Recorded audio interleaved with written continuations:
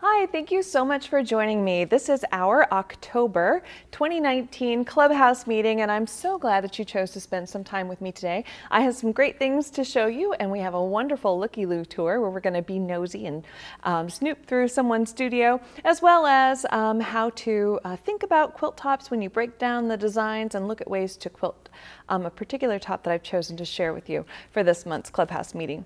I wanted to be sure that you have signed up for our newsletter. We always remind you when we have Clubhouse meetings, as well as any events or activities that we have, any tutorials or downloads. They're always in that newsletter. So I encourage you to sign up. It's one way to kind of connect with us and know kind of what's happening here at Quilted Joy. So please do sign up for our newsletter. Our program for this month is all about using a straight edge ruler, so straight edge designs in a border. Now, if you are a sit-down quilter, if you have a domestic sewing machine that you're using to quilt your quilts, you can do this with a ruler on your sit-down machine if you have a ruler foot for that machine, but you could also use a walking foot. There's going to be some kind of more movement of the fabric under your needle, but if you have a long arm machine, of course, you will be using a ruler base on your machine and a straight edge ruler to accomplish some of the design. So I do have a download that goes with this, this program for our Clubhouse meeting, and it's a free download for the next month, so please do pop that into your cart over on our website and check out normally, and it will be $0 for the next month so that you can print this out and play at home. So I have it here on my computer, and we're going to draw some items out first so that you can see kind of where we're headed, and you can draw this out and play along with me. So if you look, I have the borders laid out, and then I have little tick marks, little registration lines that will show you kind of where we're headed. And so I'm going to just do a simple one first. I'm going to start in this lower left-hand corner, and I'm just going to go from the start point from the corner up to this tick mark, and then back down, and then up to this tick mark, and back down, and up to this tick mark and down. And so I'm hoping that you see that it's just a really simple back and forth, back and forth, back and forth, and that would give me an interesting chevron. But if I come back the same way, so I cross, so I start at this upper right side. Now you can come back and start at the left-hand side. It's just, I'm going to go this direction. So start at the upper right, come down, go up to this one, come down. So now do you see how by going over it a second time, I've got a nice diamond design that's just the same thing you were doing. So it looks kind of complicated, but it's just that same thing. Now I want you to see what happens if I skip not one, but two. I skip one and I go over to this side. So now my little chevrons are going to be much bigger, right? Because I skipped. I didn't go up to the one we did before, I skipped it. So now I'm going to come back the other way because I want you to see what happens as you choose which of these little registration tick marks to cross over to and how that changes the design. All right, let's do it again, but let's skip now two of them. So I'm going to skip that one, I'm going to skip that one, and I'm headed towards that third one. All right, skip that one, and headed over to the third one. Skip, skip, and tick. And then I'd head back down. So let's do it the same way here. I'm going to start here, skip, skip, go to that tick mark, skip, skip, go to that tick mark, skip, skip, and go to that tick mark. So by skipping two, I've got elongated diamonds as opposed to kind of more squared off diamonds. And you could keep going. I mean, you could make this much skinnier, much thinner, and it also depends on how big your border design is. So let's take this to the machine. I want to show you this kind of, this more simple, and then we're going to kick it up a notch here. So I'm over here on my APQS Freddy, and I have given myself some stripes here, some strips for us to play in. And they're going to simulate different size borders, and I've given myself little registration marks, little tick marks along the way.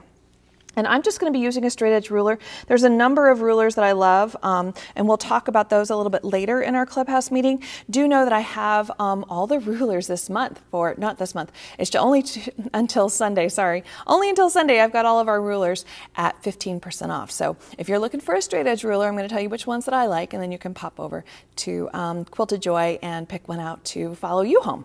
So let's take a look. I've got my needle down here in the seam line. And I'm going to go just across over to that next tick mark on the other side, and then back down to the seam, and back up to the next one. And so I need to position that ruler 1/4 of an inch away from my registration line because I'm compensating for that the hopping foot being 1/4 inch away from my needle. I'm just going to go up here because I want to come back. So I want to show you to come back and what that looks like to make those diamonds, because I've got chevrons, but now I'm going to make a diamond look. And back up. All right, so I'm just going to break my threads, and then I'm going to move the camera down this strip so that you can see what we just did. So there's my kind of squared off diamonds. That'd be really pretty in a border. Now let's do it in the skinnier strip that I've got here, and let's see how it changes. So I'm just going to bring my bobbin thread up to the top, and I'm still just going from one edge to the other, but because this is a skinnier border, it will look different. Even though it's the registration lines, the registration marks are the same distance apart. All right, let's just do a couple more. All right, so I'm going to break my threads because I want you to see how that chevron looks, even though it's not, it's the same thing. Yeah, it just looks very different because it's a skinnier border. All right, so I'm going to come back this way because I want to cross it so that you see what happens now with the diamonds. So,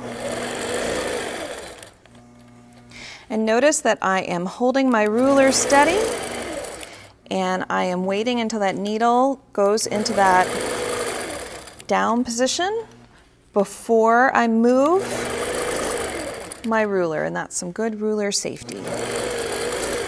Okay, so I'm going to break my thread so that you can see that, and we're going to take a look at everything.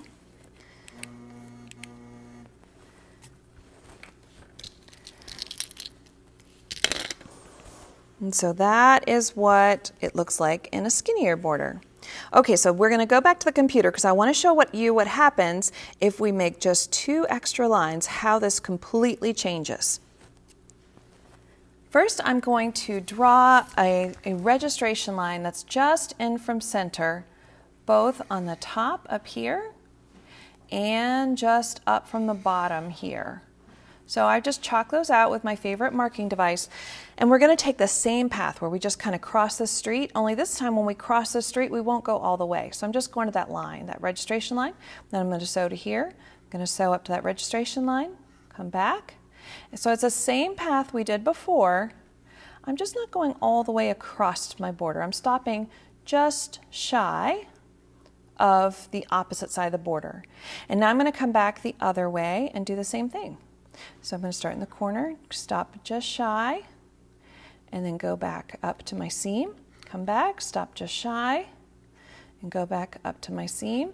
And so do you see how it starts to make this mama diamond and baby diamond pattern? But it's that same path you were just doing, only now you're going to look all fancy. All right, so let's do that on the machine. So what I've done is I've got that same strip, and I have a chalked line here just up from the bottom and a chalked line here just down from the top. And I'm just going to bring my bobbin thread up to the top and take a few little tacking stitches. Okay, so here we go. I'm going to go just shy. I'm going to stop just shy, and then I'm going to head back.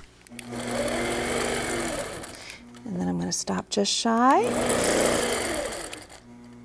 and then I'm going to head back. I'm going to stop just shy, and then I'm going to head back. Okay, and then I'm going to go up, and I'm going to head back the other way so that you can see. So I'm going to stop just shy, and then I'm going to head back up. Are you starting to see the pattern? We're just working our way.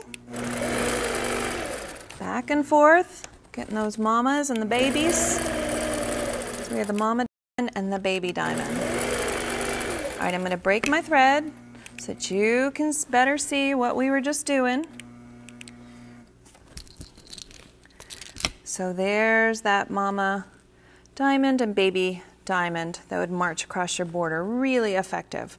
I want to take the time to thank our sponsor, APQS. They make amazing long arm quilting machines. They are handcrafted in Iowa and loved the world over. If you are looking for a long arm machine, there is a dealer or an APQS store close to you. You can also find APQS at the major quilt shows across the globe. So thank you, APQS. We really appreciate your support.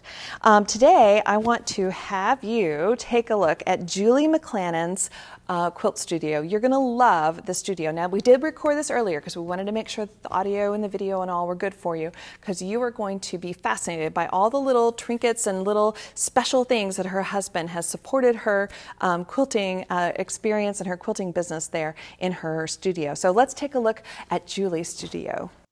I'm joined today by Julie McClannon, and she has a wonderful studio that I can't wait for you to see, with lots of room and lots of creative space. So let's welcome Julie in. Hi, Julie. Hi. Hi. Where are you located, Julie? I am in a suburb of Omaha, Nebraska. Awesome. Well, thank you so much for spending some time with me today. Thank you so much for agreeing to let us look around your space so we can be a little bit nosy. So for my own information, how long have you been quilting? I've been quilting about 25 years. Awesome. And all of that time, have you had a long arm machine or just a portion of that time? I got my first long arm machine about 14 years ago and then moved up to a real long arm machine about 10 years ago. Okay. And do you quilt for others? I do. Wonderful. All right. And so you have a website if people want to check you out. You're at quiltingbyjulie.com, right? That's me. Awesome. Awesome. All right. Well, I want to get a sense of your space. So can you hit the camera button and let's see, get a look around? Sure. Oh my goodness, there's a treadmill in the middle. I didn't expect that to be the first thing I saw. You have a treadmill in the middle of your studio and a ping pong table. Tell me more. It does look like a recreation room, and it is kind of where I create. So I use the ping pong table a lot to lay out quilts that customers bring me when they bring them, and then to show them the quilt when it's finished, or to measure things. I use that ping pong table for everything but playing ping pong. I was going to say, Julie, when's the last time you played ping pong? Years. Has it been a while? Okay. All right. I think a ping pong table. Great. I actually use a ping pong table for a cutting table in my studio. So I feel you, Julie. I understand. So you have a lot of wonderful area there to hang quilts and display quilts. It's beautiful. Thank you. So pan around because we want to see more. Okay. Lovely. Yeah, keep going. There's a TV up there so you can watch television when I'm on my treadmill. While you're in the treadmill, right. And then you've got a little sitting area. I love it when you have space. So you're in a basement, is that right? I am, yes, a walkout basement. A walkout basement. And was this used for something else before you kind of took it over? No, we had the house built 5 years ago. We downsized, but the understanding was we could downsize everything but my quilt studio. There you go. That's a good rule. And then you've got the long arm there. So behind it, you've got an area where you can display quilts, and you've got is that a 10-foot or a 12-foot table? It's a 12-foot. A 12-foot table. And you've got is that a quilt of your own you have loaded or one you're working on for somebody else? It's a customer's quilt, but it's one of my favorite customers. She is meticulous about points and pressing, and it's just a delight to work on her quilts. Oh, that's very nice. Very nice. All right. And so you've got an APQS Millie, is that correct? And it's automated? Right. Fantastic. All right. Keep going. Keep taking us on around the room there. Oh, look at your thread. Oh, my goodness. You have a whole wall of thread. That's beautiful. My husband made that thread holder for me, And I just love it because I can see everything all the time. Oh, it looks like a little rainbow of happiness on the wall. How are those just pieces of like 1x that he's made into shelving units? Yeah, they are. And I wanted white as the background. So he just did a beautiful job. Oh, he gets a gold star. It's so wonderful when our hubbies support our quilting habit there, isn't it? It is. Okay, Yes, I agree. See what else you got there. You got a lot of rulers. Tell me what's going on with that wooden. Did he make that too? He made this too. Wow. And he put pegboard on one side so I could put little baskets there and fill them up with rulers and gadgets. And I just love it. Yeah, that's perfect because those rulers, invariably, you need to kind of shuffle through them to find what you're looking for. Exactly. What's on the other side of that wooden rack that you have? On the other side is more pegboard. Perfect. And so just more tools and marking pens and tape and that sort of thing. And so those are just little wire baskets that hang on that pegboard. From good old Walmart. Mm-hmm. A great idea. That's fantastic. Okay, so keep on going around because I want to see. And then we're back to where we started, and you've got is that just like some wide back muslin and magazines? Yes, most of those are patterns for quilts I've made so that maybe I can find them again. Yeah, sure. And then I see you've got batting back there that is stored behind. I do. Yeah. And I try to hide this with a quilt because it's not the most attractive area in. Wait, Julie, what is that? That my husband made this for me too. I was complaining one day about how hard it is to roll out batting and cut it. And so he made this for me and he actually put a cutter on it so I can just all right, show me how it works. Cut it. Show me how it works. And everybody's going to ask if your hubby has a brother. He doesn't, unfortunately. We cut up a cutting mat for the bottom and he just put I don't know what this piece of metal is, an L-shaped piece of metal. Yeah. So I can use my rotary cutter and just cut right along. That is wonderful. So you've got two kinds of batting there that's hanging on the wall, and you can just pull out and hang a new batting roll as needed. Right. I just love it. That's fantastic. And lots of space there to pull stuff out and cut and measure. Well, that's just a gorgeous space. I love it. What a lucky girl you are. Did you start out with this kind of room when you first got started with stand-up quilting? No, we had a large room in the basement of our old house, and it was a playroom for our 10 grandchildren. But once they got old enough that they didn't want to play in the basement anymore, that's about the time I started long arm quilting. So I took over the space. All right. Well, can you turn the camera around so we can see your smiling face? Sure. Awesome. Oh, do you have 3 things that you want to share with us? 3 of your favorite current things that you would share with your bestie? It doesn't have to be quilting related. Well, one thing that is on my mind right now is I just finished a book that I just loved. It was called, now I can't remember the name of it. Isn't that ridiculous? Anyway, I love to read. And so I always have a favorite book. My treadmill is really one of my favorite things because when I'm working on a quilt that has no issues at all and I can kind of trust the machine with it, I can hop on the treadmill and get a little exercise. Oh, so you're saying when your computer's stitching out the pattern on your machine, on your long arm machine, you can go get a couple steps in on the treadmill. Yeah. That's And then third thing? Hand lotion is my third thing. You know, my hands are always dry, so I have a favorite hand lotion. And what's your favorite hand lotion? Well, it's called, I'll just come over here and look at the name of it. So that works. It is called Vitamin E Lotion.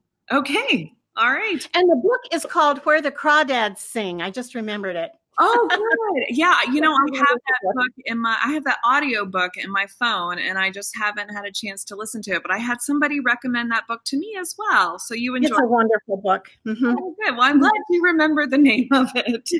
Well, thank you so much. And so where can people connect with you online aside from your website?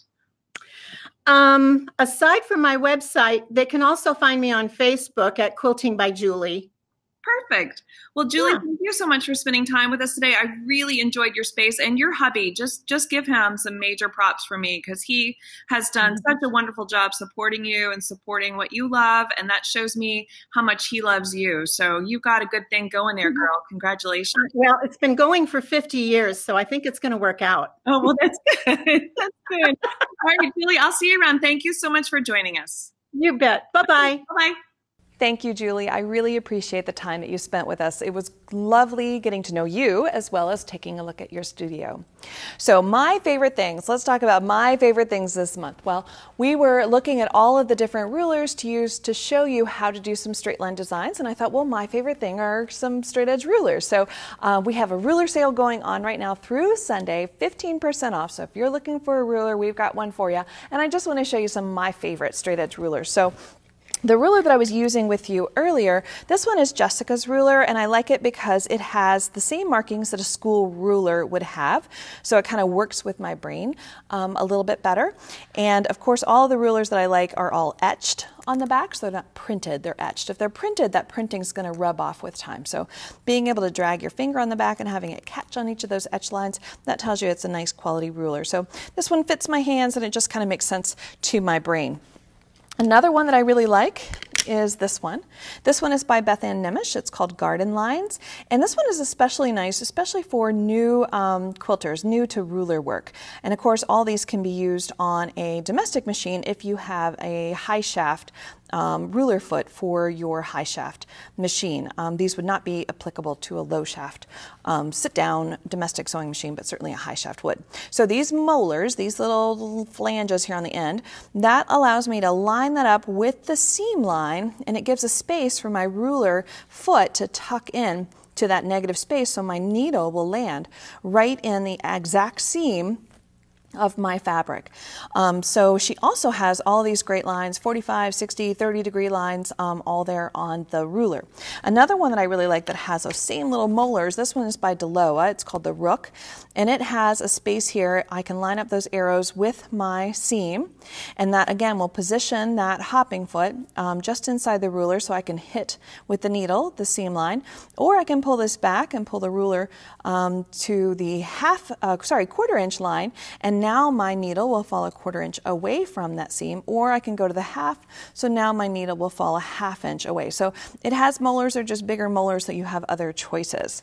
And then the other one that I wanted to show you, this one is Quilter's Groove, and this one is a Proline ruler, and it's a mini, it's a smaller one, but I like that it has these diagonals, and it's got really clear indicators, so I've got the solid lines and the dashed lines, so this one also makes really good sense to my brain, and it fits my hand really nicely. So those are my current favorite straight edge rulers. Like I said, it changes a lot, so each month I have different rulers that I kind of play with and gravitate towards, but those are the current ones, and they're on sale, they're all 15% off through Sunday. So grab yourself a ruler and you'll enjoy playing with it.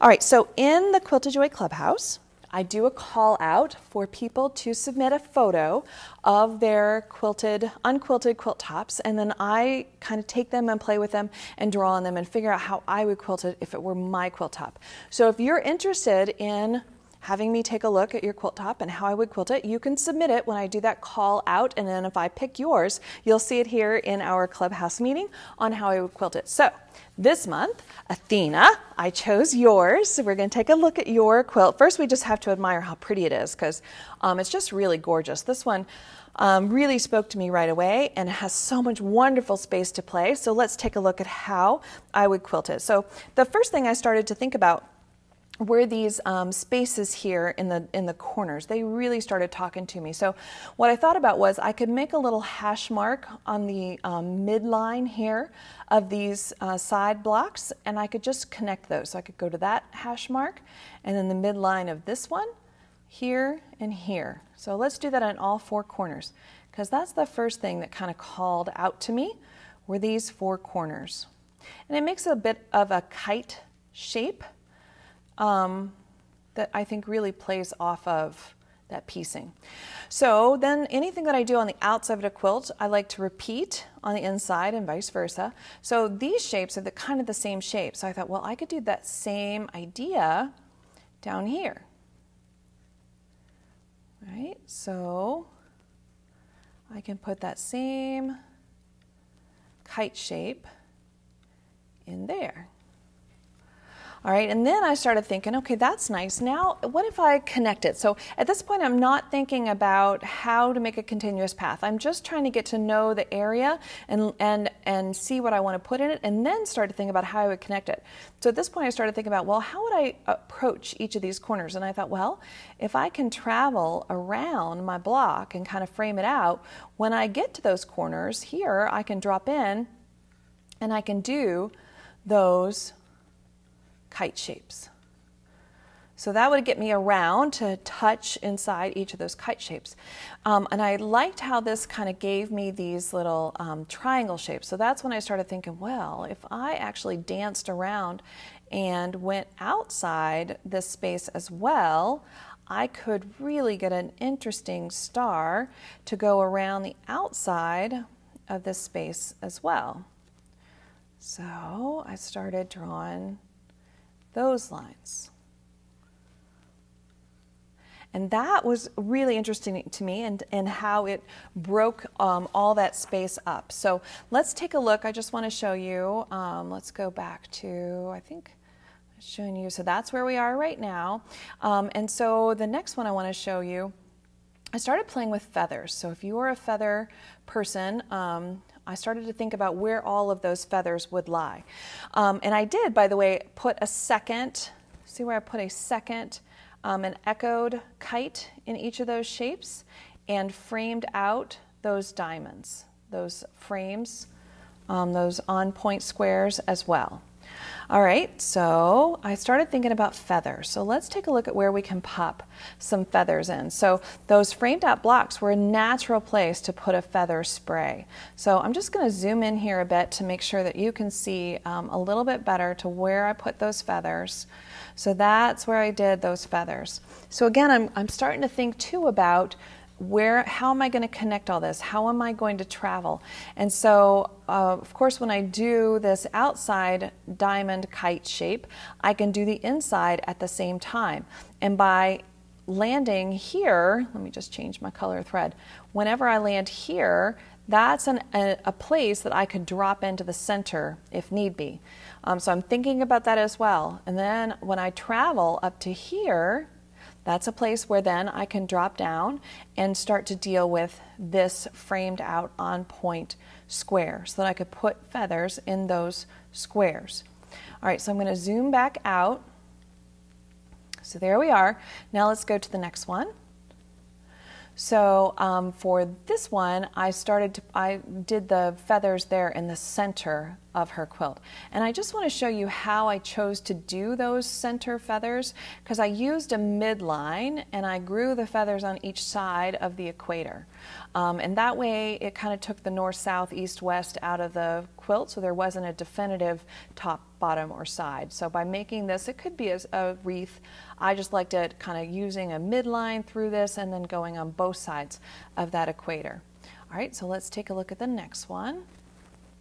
So these spaces in these outside corners, I dropped in the same little feather spray. And I'm going to zoom in so that you can see that. So I'm going to zoom in.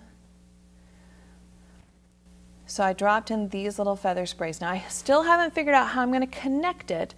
Likely I'm going to want to frame this out in the same manner that I framed out the center portions. So likely when I get here, I'm likely going to want to come over to that corner, and I'm going to want to go into this corner, and then I'm going to want to travel around, and this is how I would do it. I would go up and back down that same line. So there's 2 lines of stitching there, over, out, and back in. So 2 lines of stitching there, over, out, and back, 2 lines of stitching there. And when I come here, that's when I can drop in and do this feather spray, and then head back out.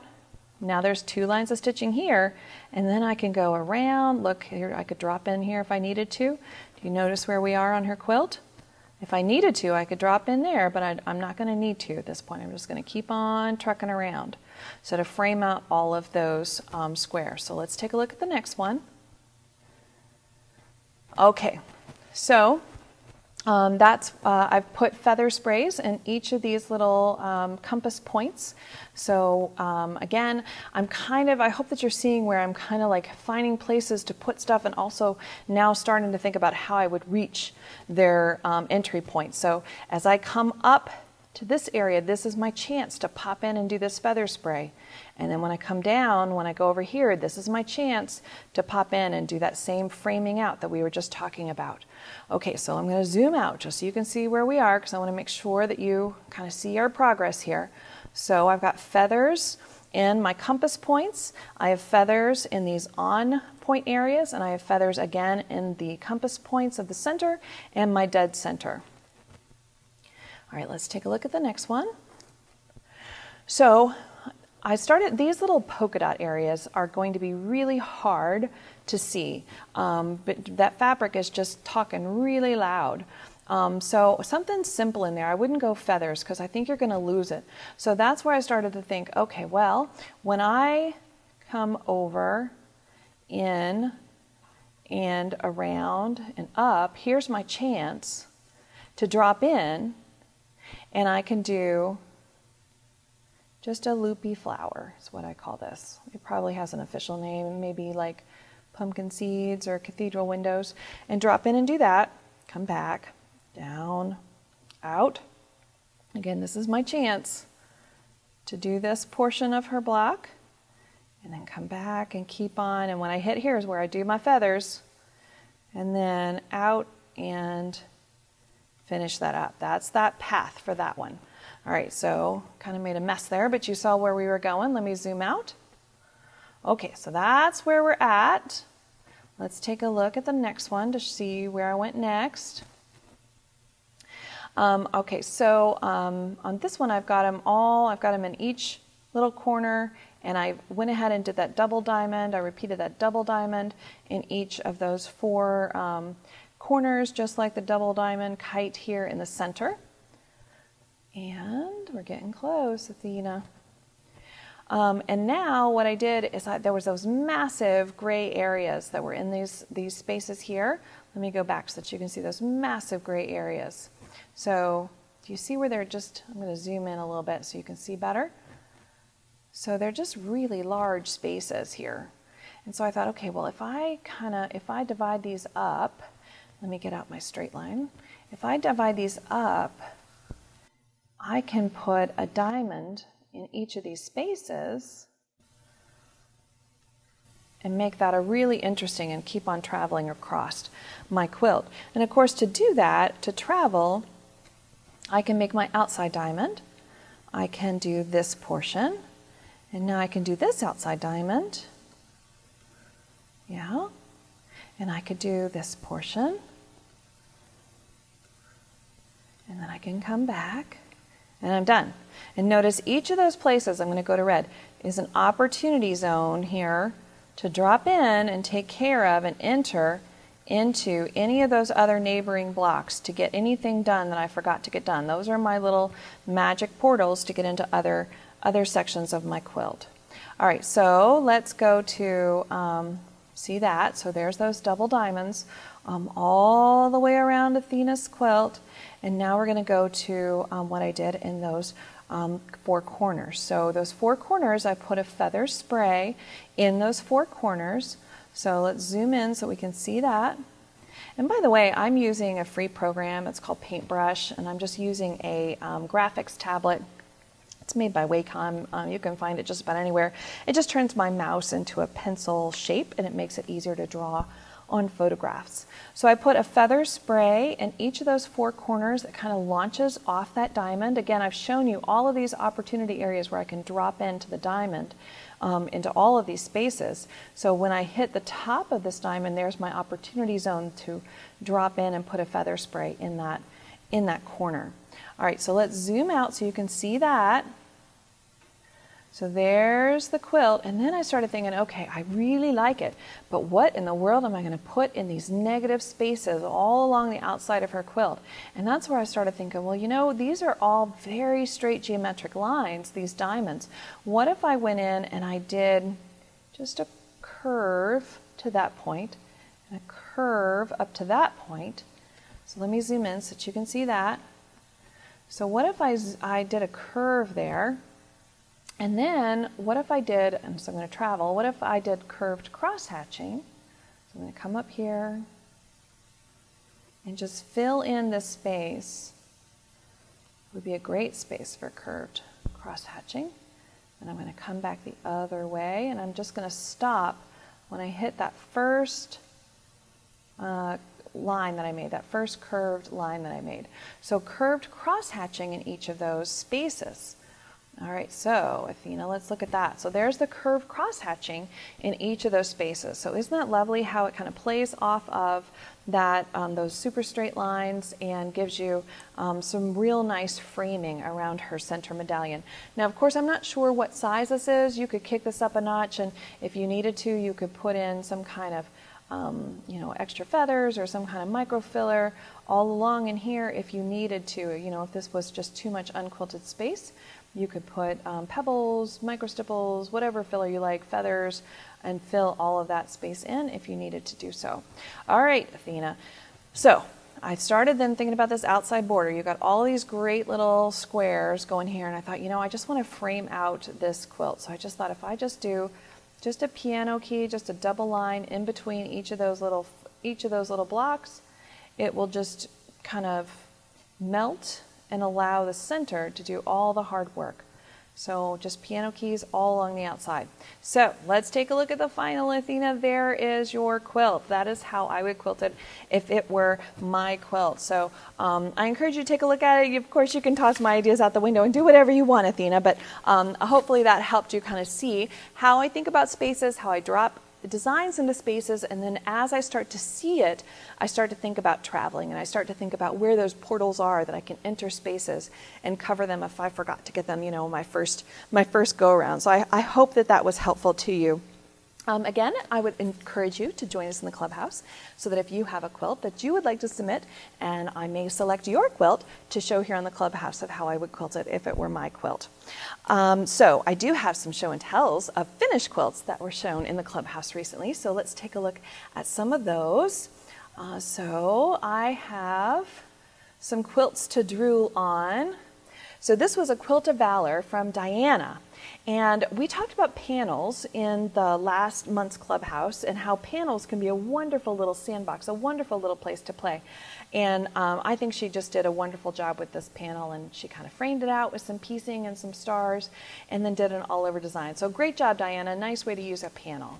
Dawn, this is gorgeous. So Dawn made this. It's using a Bonnie Hunter piecing design, and she pieced this for her grandbaby, and she laughed and said that her son told her that it was a good thing that she quilted her grandbaby's name on it, because the grandbaby's mama, her daughter-in-law, said it was so gorgeous that he worried that her daughter-in-law would squirrel it away. So it's for her grandbaby, and she has every right to be proud. I think that's a beautiful, beautiful quilt, Dawn. I'd like you to adopt me. Diane, this one is lovely. I'm guessing that this is for Kylie Beth. This is a beautiful little baby quilt, and just look at how much fun she had with that elephant, and she's got all the loopies coming out of the elephant's little nose and going around the little hearts, and then just did some really nice little line dancing Terry's twists all around these squares, framing out that little elephant. Nice job, Diane. So I would encourage you to share any quilts that you have finished so that we can drool over your quilts over in the Quilted Joy Clubhouse in our Facebook group. So next month, on November the 6th at 1 o'clock, we are going to talk about my favorite marking devices. So I encourage you to join us then. And in the meantime, you can find us on Facebook as well as on Instagram. And I encourage you to follow us in both places, because when I travel and go to all these wonderful quilt shows, I tend to put a lot of pictures on Instagram of my favorite quilts. They may not have gotten a ribbon, but if I were a judge, they would have gotten a ribbon. They're the ones that kind of speak to me and inspire me. So you'll find us on Instagram, and then of course over on Facebook. I encourage you to join us, and I encourage you to join the clubhouse if you are not already a member there. It's a free clubhouse. It's just a social thing.